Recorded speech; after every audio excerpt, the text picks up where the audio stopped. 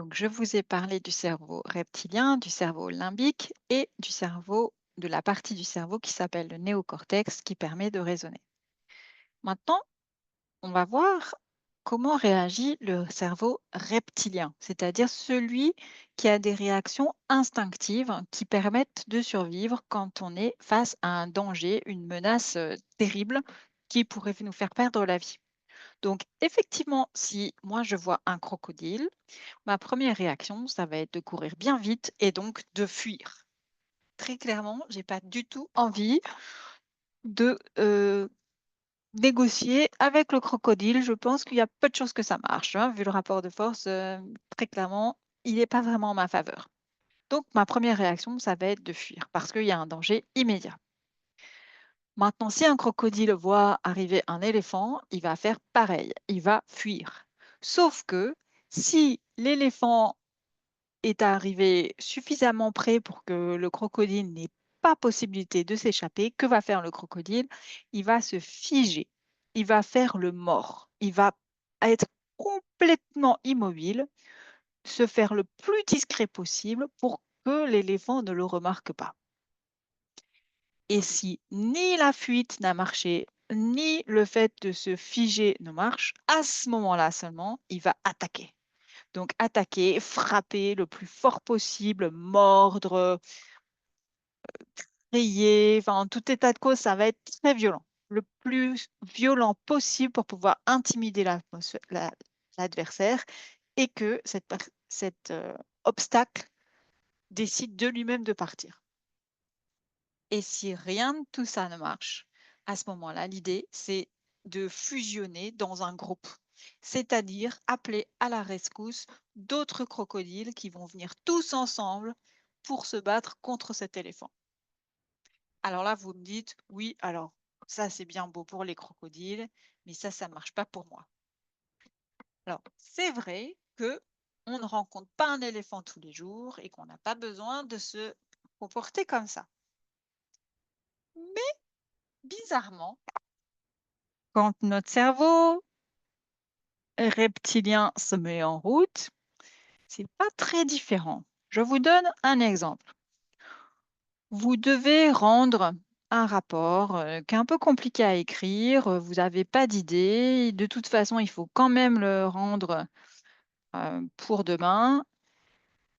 Donc, vous faites quelque chose à la dernière minute et vous savez pertinemment que franchement, c'est pas bien. C'est pas bien, vous en avez honte, mais de toute façon, il faut le faire, donc vous l'avez fait et vous en êtes débarrassé. Le lendemain, la personne qui a lu votre rapport arrive au bout du couloir. Il y a de fortes chances qu'elle ne vous fasse pas des compliments parce que franchement, ce que vous avez envoyé, c'était pitoyable. Quelle va être votre première réaction? Il y a fort à parier que la première réaction, ce sera de vous éloigner le plus vite possible pour éviter de croiser cette personne dans le couloir. Donc là, on est dans le premier scénario, la fuite. Si jamais il est trop tard pour pouvoir changer de couloir ou pouvoir sortir de cette situation, qu'est-ce que vous allez faire?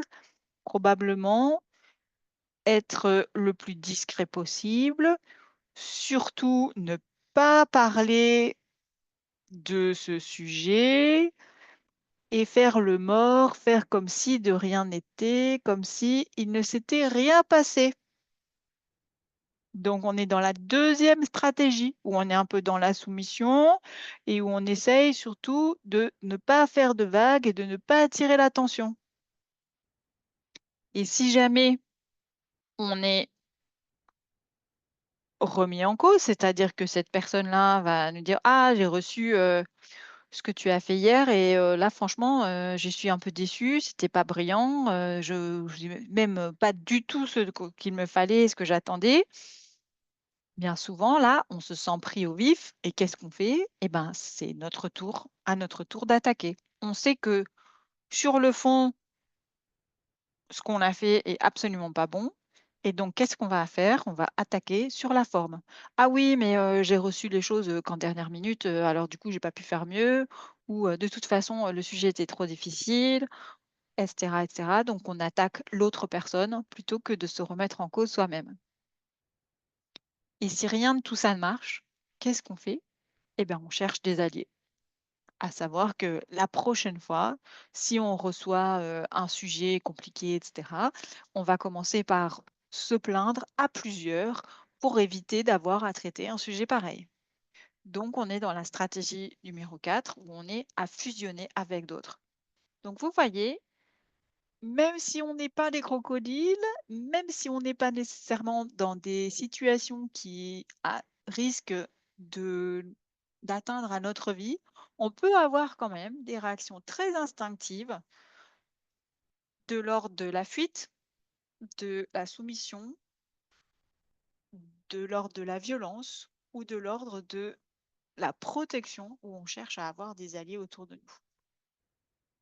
Alors ça, ce sont des réactions très instinctives quand on se sent en danger, mais on va voir ensemble que l'intelligence émotionnelle, c'est justement mettre de côté ces réactions instinctives et avoir des réactions qui soient plus raisonnées, qui soient plus utiles sur la durée, parce que le problème de ces réactions instinctives, c'est qu'il y a un prix à payer en termes de relation.